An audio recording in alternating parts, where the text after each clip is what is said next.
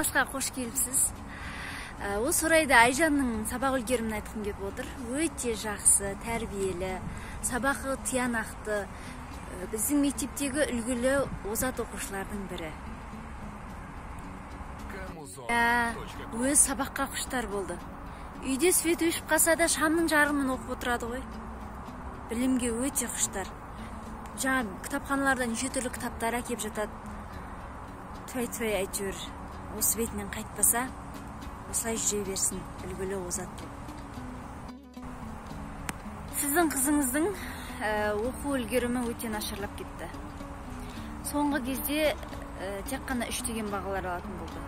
Үй тапсырмасын орындамайды. Сабақ кезінде басқа нәрселер ойлап отырады, қиялдап. Сабағына қараңыз. Мына бетімен кетсе, ертең оқуға грантқа түсе алмай қалады. Білмеймін енді бұл қыз не істейтінімді.